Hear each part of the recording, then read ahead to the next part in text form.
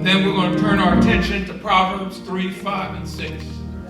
That's going to help us resolve what we've been through this week. We're going to certainly put attention on our veterans, but really, we got to see how we're going to make it through this next 4 years. Amen? So we're going to have our musician play our song, Calvary, because that's our name. All right? Amen.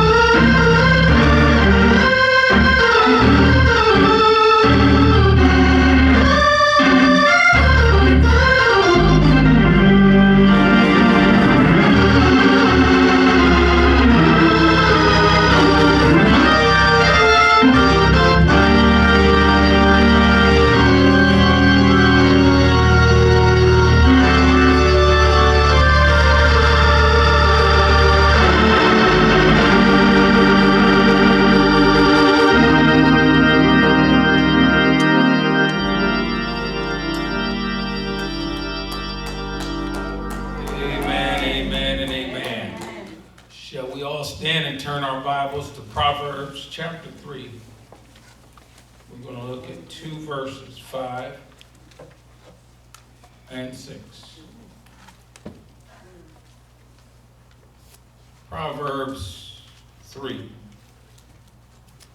verses 5 and 6, titled today, Veterans Day 2024.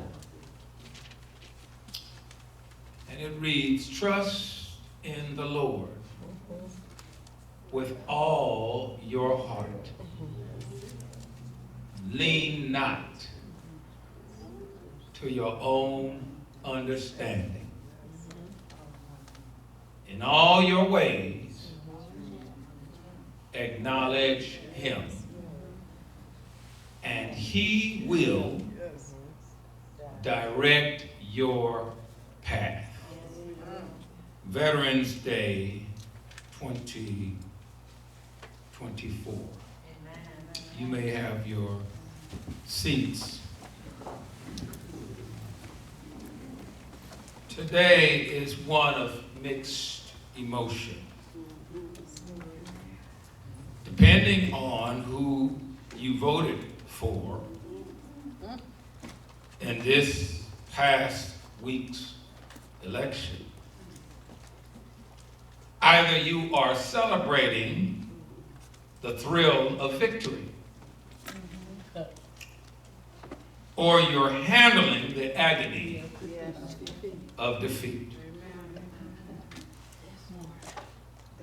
Unfortunately, today is not really about our election emotions as much as it is about our gratitude to those servicemen and women who protect our freedom, and about those who paid the ultimate price by giving their lives for the cause of that same freedom.